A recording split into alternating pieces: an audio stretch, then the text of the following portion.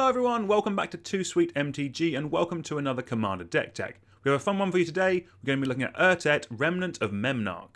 It is 3 mana for a 2/2 legendary artifact creature Myr. It has, whenever you cast a Myr spell, create a 1/1 colourless Myr artifact creature token. It also has, at the beginning of combat on your turn, untap each Myr you control, as well as pay wubrg and tap it to put 3 +1/+1 counters on each Myr that you control and activate only during your turn. So, they finally printed a Myr tribal commander, and it's nice and wubrg, so we can play every Myr that's ever been printed, because in this deck there's a good chance we'll be running them. That ability to create more Myr tokens whenever we cast a Myr is a fantastic way of us making a board state. Do look out for Myr creatures in every section of this video. A lot of Myr have activated abilities as well, so that second ability of untapping them before combat will be really handy. From a value point of view, it means we can activate them in our first main phase and then either attack with them or activate them again in our second main phase. Even if this is just by making mana by tapping a Myr, getting to do that twice on a turn so we can cast multiple spells is really good. We'll also be going over a dedicated Myr tribal section with a whole host of ways of making more Myr bodies for us to buff up with that wubrg ability.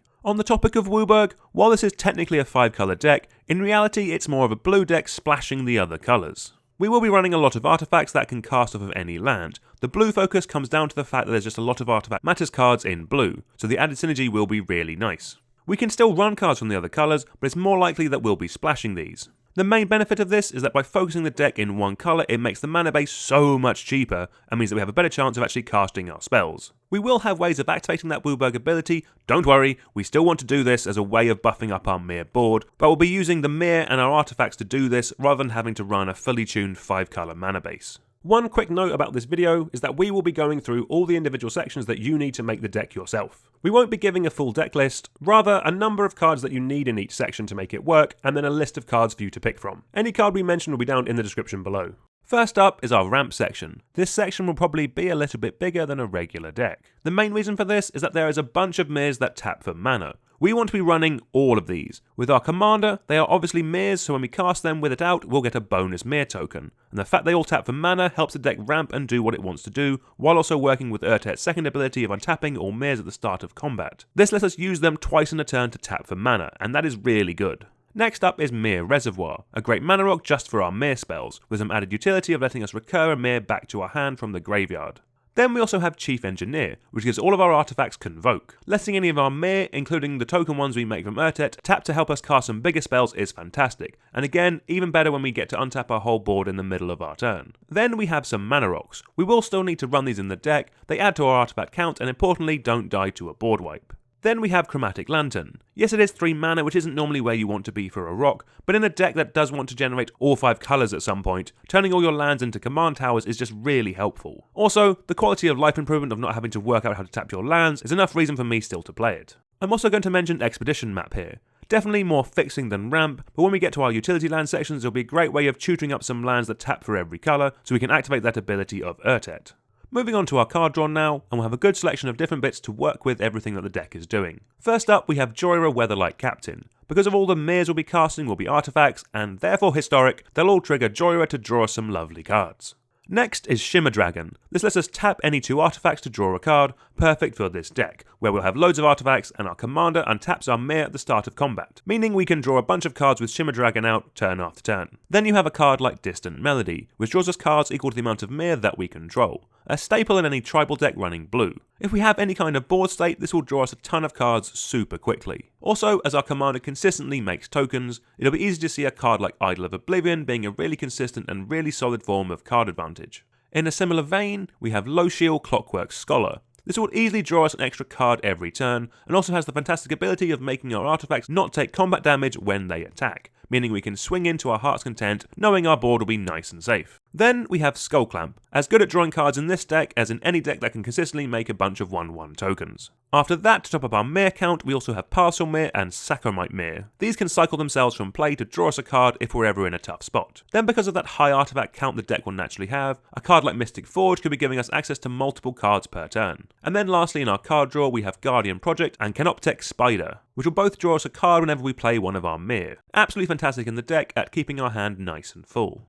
Moving on, and next up we have our interaction section. Like with most decks, we're going to be starting at 8 bits and then going up from there the more competitive the playgroup. As mentioned at the start of the video, I'd recommend basing the deck in blue, so for some targeted removal you have things like Pongify, Rapid Hybridization, Reality Shift, Resculpt and Ravenform. The better your mana base is, and by that I mean its ability to consistently generate all the colours on curve that it needs. So if you have some fetch lands and some jewels and some triomes, it means you consistently run things in other colours, such as Path to Exile or Swords to Plowshares. For some board wipes, we're starting with some really solid artifact options in Oblivion Stone and Nevinyrral's Disc, great at when you just need to take care of an out of control board state. Then we have Curse of the Swine, another great way of using all that mana that we'll be generating to keep our opponent's boards in check. After that we have Organic Extinction, a great board wipe that we can tap our artifacts to help us cast, and will then take out all the non-artifact creatures on the board, meaning our deck is basically untouched. Next up, we have a little bit of protection. Our commander is not only an engine to make us a board, but it does also help us win the game, so we do want to have some ways of keeping it around. First up, we have some cheap counterspells with an Offer You Can't Refuse and Swan Song. We're mainly wanting to stop board wipes and targeted removal with these, and they'll do a great job at stopping them from getting through. And then, because they're artifacts, we obviously have Lightning Greaves and Swiftfoot Boots, as solid in this deck as any. Then I personally always like some Recursion in any deck, just because our opponents do have an annoying habit of messing up our best laid plans. First we have Myr Retriever, a great utility Myr that can get under the bus whenever we need to get a key artifact back from the bin. Then there are some other creatures that we can easily cast that can also repeatedly get us some artifacts back. You have things like Hannah's Ship's Navigator and Tameshi Reality Architect. And then finally we have Trading Post. Primarily we'll use it to sack a Myr token to return another key artifact back to our hand, but we can also cash an artifact in if we just want to draw a card. Next up is some Myr tribal cards. These are either cards that help out our other Myrs or make us more of them. First up we have Myrsmith. This lets us create an extra Myr token for just 1 mana whenever we cast an artifact spell, perfect for adding to that Myr count. Next up we have Myr Turbine, another great way of making us some extra Myr tokens, and has the ability to tap it and 5 Myrs to search out our deck for any Myr card and put it onto the battlefield. With that you could go and get a card like Shimmer Myr, a great card in most artifact decks and even better in this one as it does add to our Myr count. Giving all of our artifacts and other Myrs flash is really strong, and it means our opponents won't know what we're up to. You'd also go and get some big Myr that we can use to swing through for some damage. We have cards like Lodestone Myr and Myr Battlesphere, which are fantastic beaters. With Lodestone Myr, remember we can tap some Myr before combat, and then in combat, Urtet will untap them all so we can pile on some more damage. And then if I'm honest, Myr Battlesphere can honestly one-shot a player if we have any kind of decent board state. To help us get to that board state, you have cards like Master's Call, Mirrodin Besiege, and Genesis Chamber, which are all great additions that can really add to that board state. You also then have a card like Brudiclad Telcore Engineer, which makes a Myr every turn and can then also turn any of our tokens into whatever our best token is. Even if this just turns our 1/1 Myrs into 2/1 Myrs, that's still really good, as it will kill an opponent twice as quickly, and on top of that, the added haste that it gives to our tokens will be fantastic. Then you also have Myr Incubator, which I will admit is a little bit all in, by removing any number of artifacts from our deck to create that many Myr tokens. But if you activate it at the right time, either after a Wrath or when we have a decent board, it could just win us the game. Talking of winning the game, let's go over some dedicated win conditions. First up we have some cards that deal damage based on our artifact count. Firstly, Reckless Fireweaver pings every opponent whenever an artifact, and importantly our Myrs, come into play. This really will add up to a ton of damage.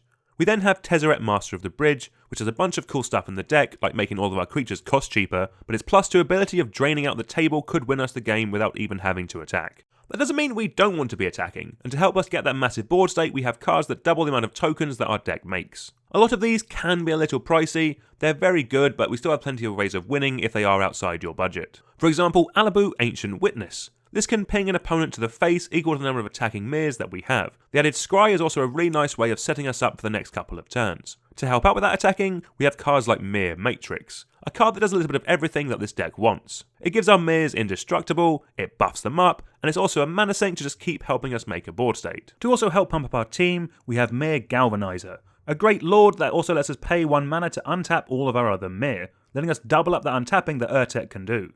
To go along with that, you have cards like Urza, Prince of Krug, and Forsaken Monument, which are great ways of buffing up that power count for us to make our attacks even more lethal. If your mana can support it, then you can also look at running some green haymakers, like Beastmaster Ascension, Triumph of the Hordes, and Decimator of Provinces. Fantastic ways of one-shot killing in any token deck, including this one. Another cool way of buffing up everyone's power is with Graz Unstoppable Juggernaut. This is another all-in card, but I do love me a Juggernaut, and I think it's a really fun way of making everything that little bit bigger. For some combo fun, we have cards like Myr Welder. If we can stick Staff of Domination and any artifact that taps for 2 or more mana in the bin, Myr Wielder can then tap for that mana and then use the staff's ability to untap itself. This will then generate you infinite mana, and when you have that you can activate the other abilities of the staff to either draw your whole deck or to gain infinite life. Rounding off the deck with some utility lands, we can run a couple, but I wouldn't go too hard, as although we are based in blue, this is still a 5-colour deck. A card like Inventor's Fair is a great way of shooting up some beefy Myrs or an artifact win condition. Then cards like Academy Ruins and Buried Ruin are great free bits of recursion. The World Tree is another really solid option, primarily for that middle ability as a way of fixing all of our lands. And then to help out with us making wubrg and activating that ability of Urtet,